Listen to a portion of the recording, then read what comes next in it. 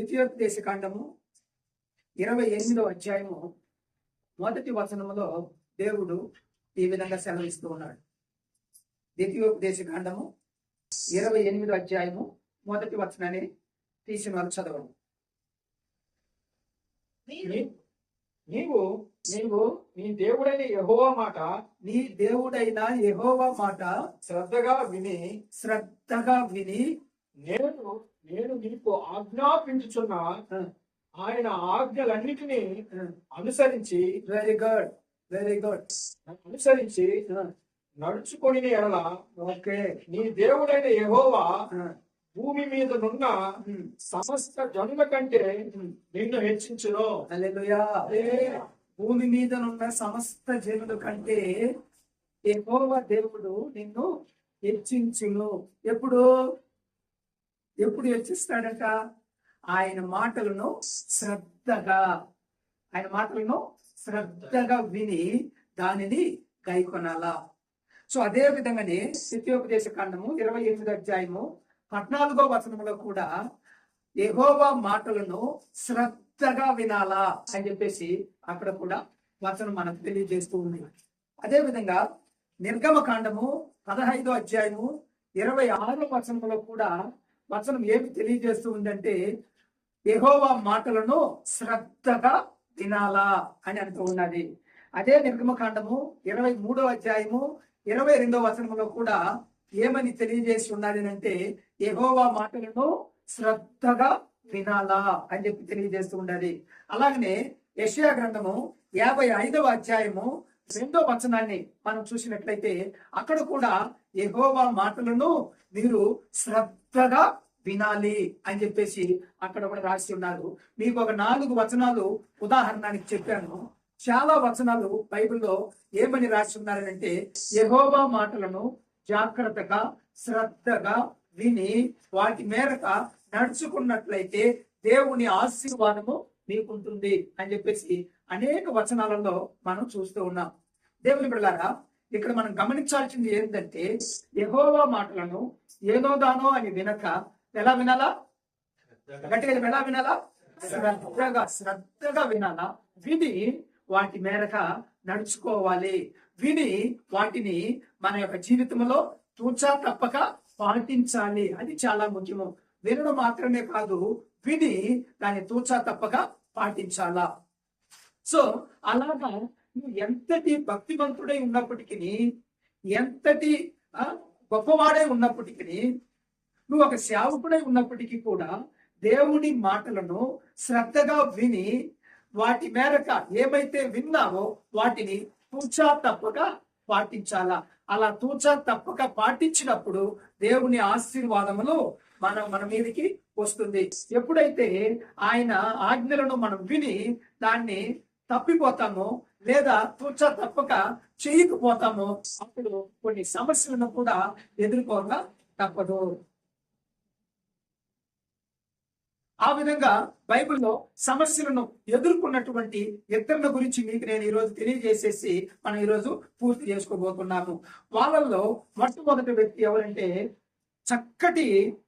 చక్కటి దేవుని కొరకు అనేక సంవత్సరాలు సేవ చేసినటువంటి మోషేని గురించి మనం ఈరోజు కొద్దిగా ధ్యానం చేసుకోబోతున్నాము. ఇశ్రాయేలీల్ని పాలు తేలు ప్రవహించే కానాను దేశానికి ఐగుప్తు దేశంలో నుండి మోషే నడిపిస్తూ వస్తున్నప్పుడు అరణ్య ప్రాంతములకు వాళ్ళు వచ్చినప్పుడు వాళ్ళు త్రాగడానికి నీళ్ళు లేదు. అప్పుడు మోషే దగ్గర ఈ ఇశ్రాయేలీలందరూ కూడా మొరపెట్టుకుంటున్నారు. ఏమని? మాకు త్రాగడానికి కూడా నీళ్ళు లేదు, మమ్మల్ని ఈ ప్రాంతానికి నువ్వు తీసుకొచ్చావు కదా, ఇక్కడ మమ్మల్ని అందరినీ చంపడానికా, ఈ అరణ్య ప్రదేశంలో మమ్మల్ని చంపడానికా తీసుకొచ్చావు, మాకును మా జంతువులకును త్రాగడానికి నీళ్ళు లేదు అని చెప్పేసి వాళ్ళు విసుక్కొని మొరపెట్టారు. ఆ విధంగా మొరపెట్టినప్పుడు మోషే ఏం చేస్తాడంటే దేవుడి దగ్గరికి వెళ్ళి మొరపెడతాడు. అప్పుడు దేవుడు ఏం చేస్తాడంటే మోషేకి ఇలా చెప్తాడు. ఏం చెప్తాడు? ఒక బండ ఒకటి ఉంది, ఆ బండ దగ్గరికి వెళ్ళి నీ చేతి కర్రతో ఆ బండను ఒక్కసారి కొట్టు. ఆ విధంగా కొట్టినప్పుడు ఆ బండ మీకు త్రాగడానికి నీళ్ళని ఇస్తుంది అని చెప్పేసి మోషేకు దేవుడు చెప్పాడు. మోషే ఏం చేశాడు? అదే విధంగానే ఇజ్రాయేలీలో ఉన్నటువంటి పెద్దలని వాళ్ళందరినీ తీసుకువచ్చి ఆ బండ ఎదుటి నిలబెట్టి ఆ బండను చూసి ఆ బండని ఒకసారి తన చేతితో ఉన్నటువంటి కర్రతో కొడతాడు. ఎప్పుడైతే కొట్టాడో ఆ బండ నుండి అద్భుతమైనటువంటి జీవపు జలములు, చక్కటి నీళ్లు వాళ్ళందరికీ రావడము ప్రారంభించింది. వాళ్ళందరూ కూడా తాగారు. హల్లెలూయా, హల్లెలూయా. మన దేవుడు దాహమును తీర్చే దేవుడై ఉన్నాడు అని చెప్పి కూడా మనం ఇక్కడ అర్థం చేసుకోవచ్చు. కాబట్టి వాళ్ళందరూ వారి యొక్క దాహమును తీర్చుకున్నారు. ఇక్కడ మనం గమనించాల్సింది ఏంటంటే ఇది ఎప్పుడు జరిగిందంటే ఆ అరణ్య ప్రాంతములకు ఐగుప్తు దేశంలో నుండి వాళ్ళు బయలుదేరి వచ్చిన కొన్ని సంవత్సరంలోనే ఈ సంఘటన జరిగింది. కాబట్టి ఇక్కడ మోషే ఏం చేశాడంటే దేవుని మాటను శ్రద్ధగా విన్నాడు. మోషే దేవుడు ఏమైతే చెప్పాడో అదే పనిని చేశాడు. ఒక్కసారి కొట్టమన్నాడు, ఒక్కసారి కొట్టాడు. జీవపు అక్కడ ఆ ఊట, ఆ నీళ్లు ఆ బండ నుండి రావడము జరిగింది. వాళ్ళందరూ కూడా వారి దాహమును వారు తీర్చుకున్నారు. హల్లెలూయా, హల్లెలూయా. కాబట్టి దేవుని బిడ్డలారా, నువ్వు దప్పికతో, దాహముతో, ఆకలితో ఉంటే చూస్తూ ఊరకనే ఉండే దేవుడు కాదు మన యేసయ్య. హల్లెలూయా.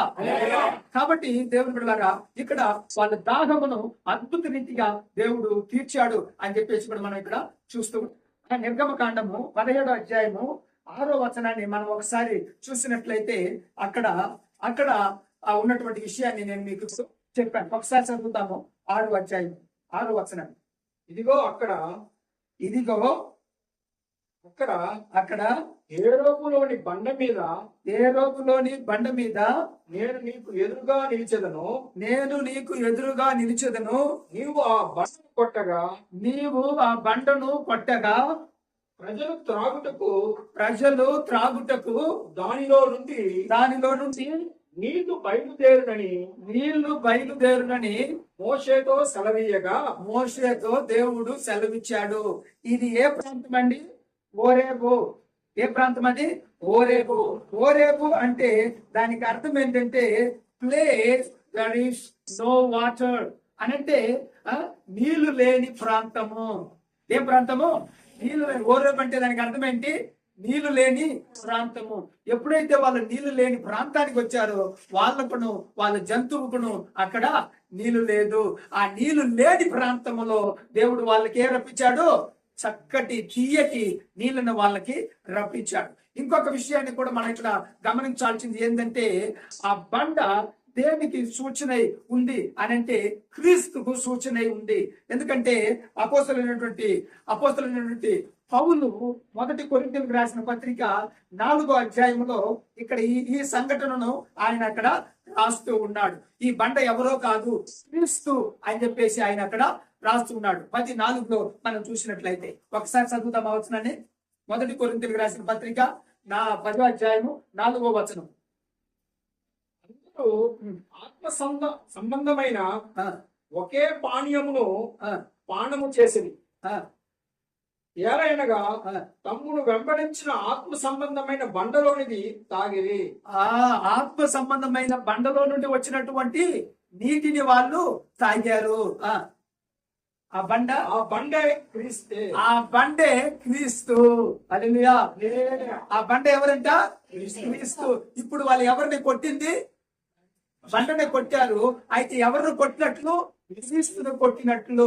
అంటే ఇక్కడ ఆ హీబ్రూ భాషలో రాయబడినటువంటి పదము ఆ కొట్టుడి అన్నదానికి ఇంకొక అర్థం కూడా ఉండాలి. అది ఏంటంటే కిల్ ద రాక్ అని పేరు. అంటే ఆ బండను చంపు అని కూడా దానికి అర్థం వచ్చే పదాన్ని హెబ్రీ భాషలో అక్కడ వాళ్ళు వాడి ఉన్నారు.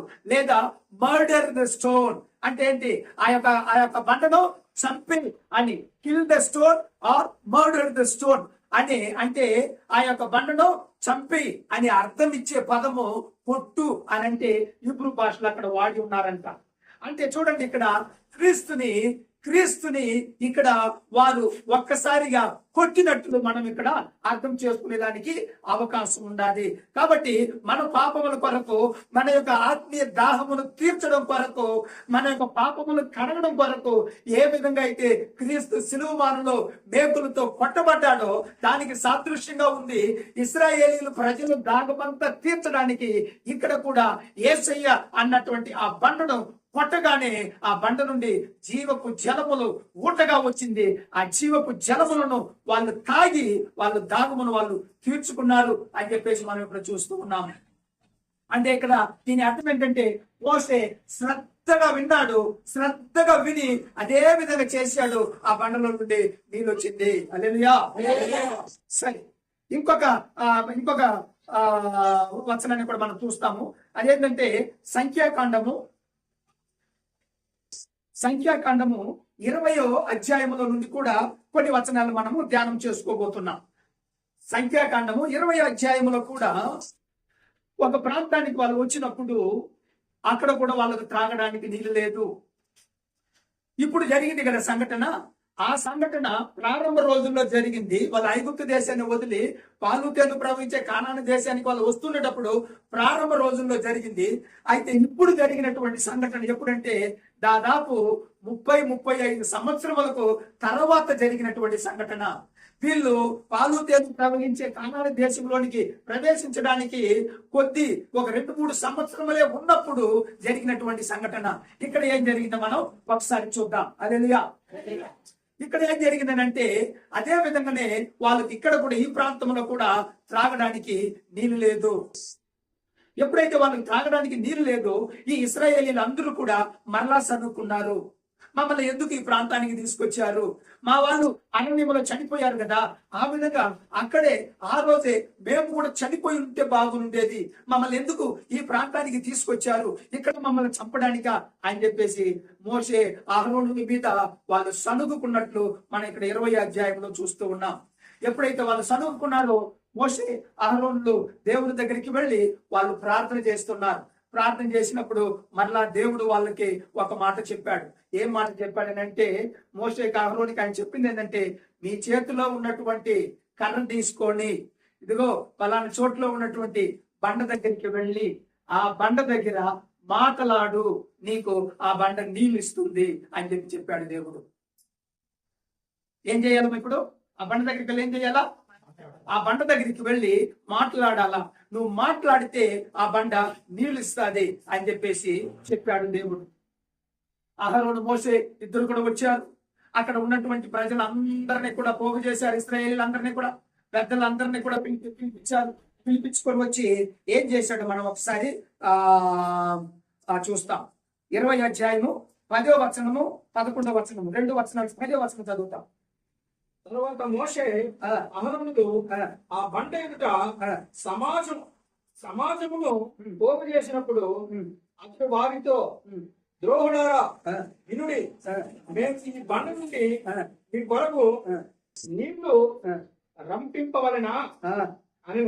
చూడండి ఇక్కడ 10వ వచనములో ఏం చెప్తున్నాడంటే, ఇశ్రాయేలీలారా మీ కొరకు మేము నీళ్లు తీసుకురావాలనా అని అంటా ఉన్నాడు. ఇశ్రాయేలీని దాదాపు 36-37 సంవత్సరాలు నడిపించుకొని వచ్చాడు మోషే. వాళ్ళు చేసినటువంటి కార్యాలని, వాళ్ళు మాట్లాడినటువంటి మాటలను విని విని విని విని విసుకొచ్చేసి ఈ ప్రాంతంలోనికి వచ్చే లోపల మోషే కొద్ది వరకు కోపపడ్డట్లు కూడా మనం ఇక్కడ చూస్తూ ఉన్నాము. ఇక్కడ దేవుడు ఈ బండ నుండి నీళ్లు తీసుకొస్తాడు అని చెప్పడానికి మారుగా ఇక్కడ మోషే ఏం చెప్తున్నాడంటే, మేము నీళ్లు తీసుకురావాలన్నా మీ కొరకు అని చెప్పేసి మాట్లాడుతూ ఉన్నాడు. అంటే ఘనతను ఎవరికి తీసుకుంటున్నాడమ్మా?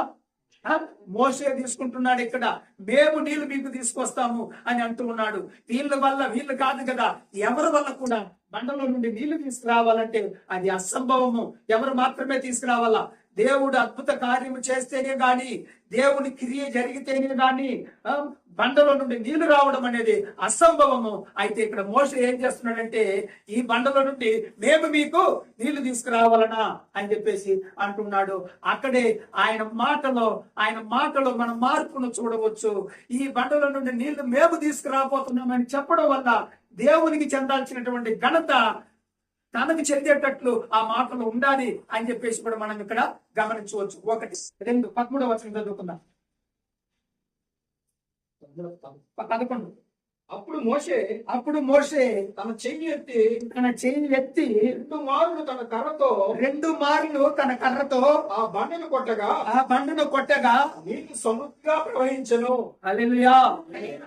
ఎన్నిసార్లు కొట్టాడంట బండని? 2 సార్లు కొట్టాడంట బండని. ఆ బండ ఎవరు? ఆ బండ ఎవరు? క్రీస్తు. ఆ బండని ఆల్రెడీ సిలువలో వేసేశారు, ఆల్రెడీ ఆ బండని కొట్టేశారు. ఆ బండ మన పాపముల్ని, ఆ యేసయ్య మన పాపముల్ని కడిగి వేసేశాడు. పరిశుద్ధ ఆత్మైనటువంటి వరములు మనకందరికీ అనుగ్రహించేశాడు. సో ఒక్కసారి అయితే, మొదటిసారి ఆ యొక్క బండను కొట్టమన్నాడు. అది దేనికి సాదృశ్యంగా ఉందంటే సిలువుకు సాదృశ్యంగా ఉండాలి. రెండోసారి ఆ బండను ఇంకా కొట్టవలసిన అవసరము లేదు, ఒకసారి అయిపోయింది. కాబట్టి నువ్వు ఇప్పుడు ఏం చేస్తే చాలు, రెండవసారి ఆ బండతో మాట్లాడితే చాలు. దేవుడు ఏమన్నాడమ్మా? ఆ బండతో ఏం చేయమన్నాడు? మాట్లాడమన్నాడు.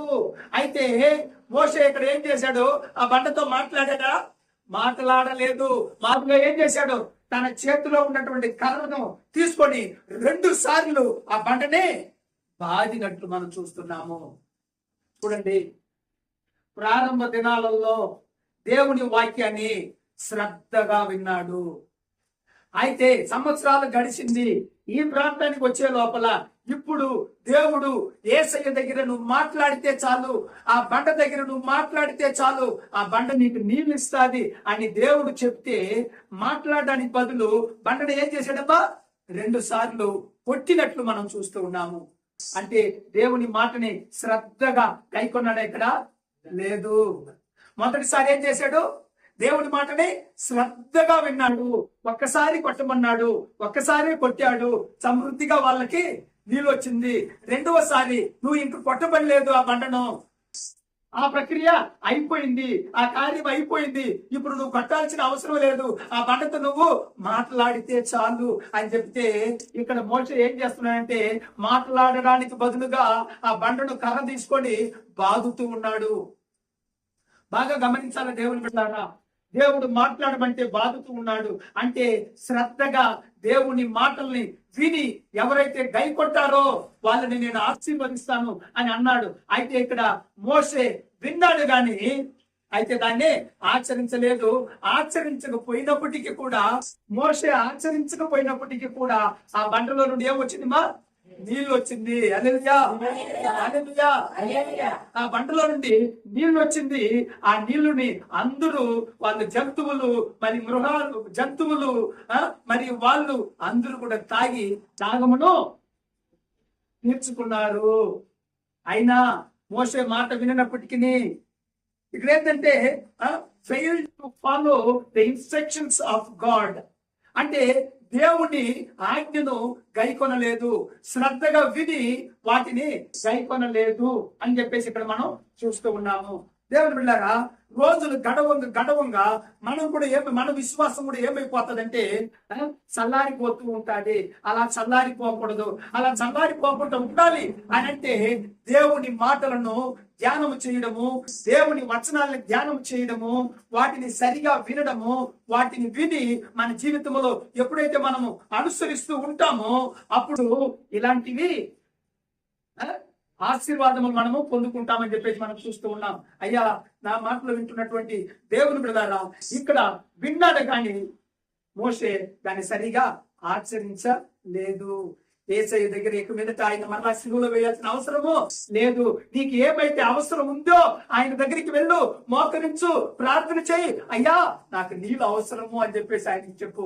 అయ్యా, నాకు ఆహారం అవసరము అని చెప్పు. అయ్యా, నాకు ఇల్లు అవసరము అని చెప్పు. అయ్యా, నేను ఆర్థిక సమస్యలో ఉన్నాను అని చెప్పు. అయ్యా, నేను అనారోగ్య సమస్యలో ఉన్నాను అని ఆయన దగ్గర చెప్తే, మొదపెడితే చాలు, ఆయన నీ దాహమును తీర్చడానికి, నీ అవసరతను తీర్చడానికి ఆయన సిద్ధంగా ఉన్నాడు అని చెప్పేసి దేవుడు చెప్తే మోషే బాధాడు అని చెప్పేసి మనం చూస్తాం.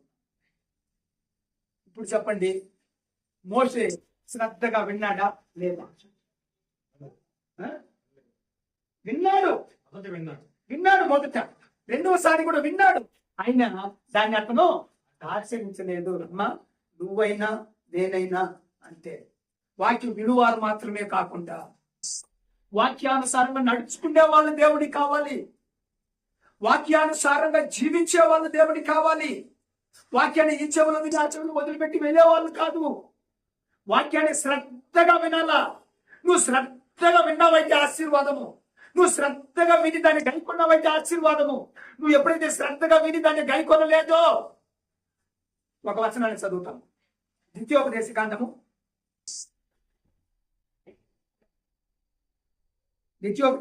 28వ అధ్యాయము 15వ వచనాన్ని ఒకసారి మనం చదువుతాం. బాగా గమనించాలి. ద్వితీయోపదేశ కాండము 25. నేను నేను నేను నీకు ఆజ్ఞాపించు నేను నీకు ఆజ్ఞాపించు ఆయన సమస్తమైన ఆజ్ఞలను ఆయన సమస్తమైన ఆజ్ఞలను కట్టడలను నువ్వు అనుసరించి నడుచుకోవాలనని నీ దేవుడైన యెహోవా సెలవించు మాట వినని ఎడల ఈ శాపములన్నీ నీకు సంభవించును. చూడండి, నువ్వు దేవుని మాటలను, ఆయన కట్టడలను, ఆయన ఆజ్ఞలను, ఆయన విధులను నువ్వు విని వాటిని అనుసరించకపోయినట్లయితే, హల్లెలూయా, వాటిని మీరు అనుసరించకపోయినట్లయితే ఇవన్నీ మీ మీదకి జరుగును. చూడండి, ఇప్పుడు చెప్పండి, మోషే మాటలు విని అనుసరించాడా లేదా? మోషే అనుసరించాడా లేదా? దేవుని మాటని బండతో మాట్లాడమన్నాడు, మాట్లాడాడా? కొట్టాడు. మరి అనుసరించాడా లేదా? అనుసరించలేదు. అనుసరించకపోయినట్లయితే ఏమొస్తుందంట? శాపము వస్తుంది. అంటే మన దేవుడు శపించే దేవుడు కాదు. మనం అనుసరించక నడుచుకునే దాని వల్ల మనమే కొని తెచ్చిపెట్టుకుంటాము శాపాన్ని. సరే, ఇక్కడ మోషేకి ఏం జరిగింది అని చెప్పేసి మనము చూసుకొని పూర్తి చేస్తాం. అయితే ఎప్పుడైతే దేవుని మాటను శ్రద్ధగా విని దాన్ని పాటించలేదో అప్పుడు మోషేని దేవుడు ఏ మాటలతో హెచ్చరించాడో చూద్దాం. 12వ వచనాన్ని చదువుకొని, అంటే సంఖ్యాకాండము 20వ అధ్యాయము 12వ వచనాన్ని మనం చదువుకొని పూర్తి చేసుకుంటాం.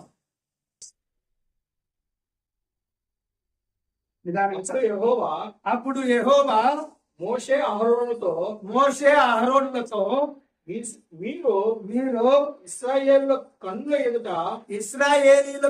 ఎదుట నా పరిశుద్ధతను సన్మానించినట్లు నన్ను మీరు నమ్ముకొనకపోతిరి. ఆయన దేవుడు చెప్పినటువంటి మాటల్ని వాళ్ళు నమ్మలేదు. ఆ రోజు బండను ఒకసారి కొట్టితే నీళ్ళు వచ్చింది కదా, అది దేవుడు చెప్పిన మాట కదా. ఈ రోజు మాట్లాడమంటున్నాడు, మాట్లాడితే నీళ్ళు వస్తుంది అని మోషే నమ్మలేదు. ఆ మోషేకి మైండ్ లో ఉండినంత ఏంటి, ఆ రోజు కొట్టాము నీళ్ళు వచ్చింది, అదే విధంగా ఇక్కడ కూడా కొట్టాల అన్న ఆ యొక్క మొదటి జరిగినటువంటి ఆ సంఘటన ఆయన మెదడులో ఉండిపోయింది. కానీ దేవుడు ఏమైతే చెప్పాడో అది ఆయన మన మెదడులో లేదు.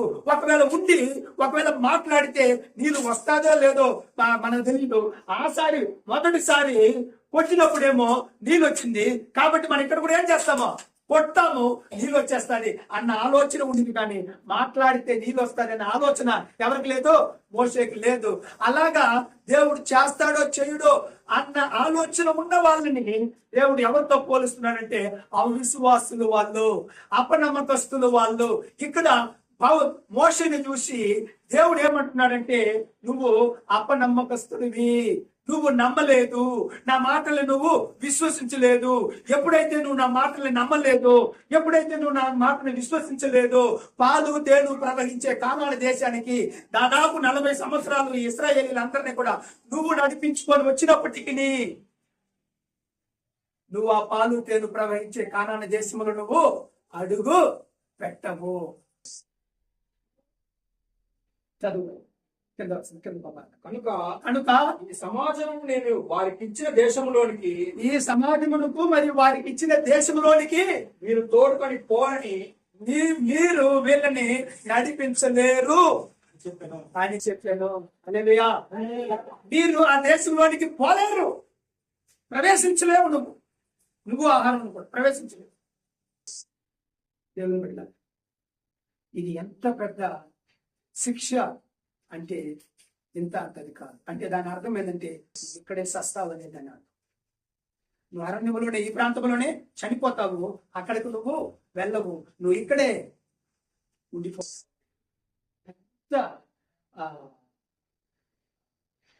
ఆ అవిశ్వాసం వల్ల చెప్పిన మాటను విన్నాడు కానీ దాని మేరకు నడుచుకోకపోవడం వల్ల ఇది మోషేకు పెద్ద శిక్ష. ఆ పాలు తేలు ప్రవహించే కానాను దేశం ఎలా ఉంటుందో దాంట్లో జీవించాలా అన్నటువంటి ఆలోచనలు పెట్టుకున్నటువంటి ఆశలు కోరికలు ఎంతో ఉండింది మోషేకి. అయితే ఆ కోరికలు ఆ ఆశలు అన్ని కూడా నిరాశ అయిపోయింది. ఎందుకమ్మా? ఎందుకు? దేవుడు మాటల్ని శ్రద్ధగా విని దాన్ని కైకొన లేదు. మోషేకే ఈ పరిస్థితి అంటే నీ పరిస్థితి, నా పరిస్థితి ఏమిటి? మోషే దేవుని చేత ఎన్నుకోబడినటువంటి వ్యక్తి. మనం కూడా ఎన్నుకోబడినటువంటి వ్యక్తి కాదంటూ లేదు. ప్రత్యేకంగా ఒక టార్గెట్ కొరకు, ఒక పని కొరకు మోషేని దేవుడే ఎన్నుకున్నాడు. ఎన్నో సమస్యలను ఎదుర్కొన్నాడు ఐగుప్తులో ఉన్నప్పుడు మోషే. ఆ యొక్క అరణ్యంలో ఎన్నో సమస్యలు ఎదుర్కొన్నాడు. అయినా లోపల ఒక ఆశ, పాలు తేలు ప్రవహించే కానాను దేశంలోని ప్రవేశించేస్తాము అన్న ఆశ ఆ మోషేని వాళ్ళందరినీ నడిపించుకొని వచ్చేటట్లు చేసింది. ఆ ఆశ నిరాశ అయిపోయింది. ఎందుకంటే చెప్పిన మాటను విని దాని మేరకు నడుచుకోలేదు కాబట్టి. అంటే ఒకవేళ ఇక్కడ ఒక విషయాన్ని కూడా మనం అర్థం చేసుకోవాలా. మోషే ఒకవేళ పాలు తేలు ప్రవహించే కానాను దేశంలో ప్రవేశించకపోయి ఉండొచ్చు. అయితే దాని అర్థం ఏమిటంటే ఇంకా దేవునికి అతనికి సంబంధం తెగిపోయింది, అతను నరకానికి వెళ్ళిపోయాడు అనేది కాదు. ఎందుకంటే యేసు ప్రభువు ప్రార్థనకు వెళ్ళినప్పుడు అక్కడ ఆయన రూపాంతరము పొంది మోషేతోనూ ఏలియాతోనూ మాట్లాడినట్లు మనం చూస్తూ ఉన్నాము. యేసు ప్రభువుకు మోషేకి ఎన్నో వేల సంవత్సరాలు ఉన్నాయి. అంత ముందు వెళ్ళిపోయాడు మోషే. ఆ మోషే ఇప్పుడు ఎవరితో మాట్లాడుతున్నాడు? యేసు ప్రభుతో మాట్లాడుతూ ఉన్నాడు అని అంటే మోషే దేవునితో ఉన్నాడని దాని అర్థం. అయితే లోకపరంగా ఆయన చూసి అనుభవించాల్సినటువంటి ప్రాంతాన్ని అనుభవించలేకనే పోయాడు. కారణం ఏంటంటే విన్నాడు కానీ దాన్ని పాటించలేదు. రెండు విషయాలు చూసాం మనం. రెండు విషయాలు, నా మాటలను, నా ఆజ్ఞలను, నా విధులను, నా కట్టడలను విని వాటి మేరక ఎవరైతే చేస్తారో వాళ్ళు దీవింపబడుతుంది. విని ఎవరైతే చేయలేదో వాళ్ళు ఆశీర్వాదాన్ని పొంగొట్టుకుంటారు. అదే పరిస్థితి ఇక్కడ మోషే కూడా జరిగింది. నీ పరిస్థితి ఏంటి? నా పరిస్థితి ఏంటి?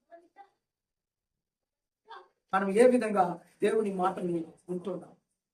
మనం ఏ విధంగా దేవుని ఆజ్ఞలను మనం గైకుంటున్నాం? వాటి మేరకు మనం నడుచుకుంటున్నామా లేదా? జాన్ ఏం చేయాలా? మనం వినువారు మాత్రమే కాకుండా వాటి ప్రకారంగా ఆచరించే వారు గాను, వాటిని పాటించే వారు గాను, వాటి ప్రకారంగా నడుచుకునే వారు గాను మనము ఉండాలి. హల్లెలూయా, హల్లెలూయా. మీరు వినేవారా లేదా విని వాటి ప్రకారం నడుచుకునేవారు? వాటి ప్రకారంగా. వెరీ గుడ్, చాలా సంతోషం. ఈరోజు ఏం నేర్చుకున్నాం? దేవుని మాటల్ని శ్రద్ధగా వినాలి. విని దాన్ని మనం ఆచరించాల. ఆచరించినప్పుడు చెప్పబడినటువంటి ఆశీర్వాదాలు అన్నీ కూడా మనకు వర్తిస్తాయి. విని ఆ విధంగా ఆచరించకపోయినట్లయితే ఎంతటి వాడైనప్పుడు కూడా ఆశీర్వాదము నేను చెప్పలేదు. కాబట్టి అనుసరిస్తే ఆశీర్వాదం. అనుసరిస్తాం. మనం అనుసరించేవారమా లేదా వినేసి వదిలిపెట్టేసేవారమా? అనుసరించేవారు. దేవుడు మిమ్మల్ని దీవించి ఆశీర్వదించిన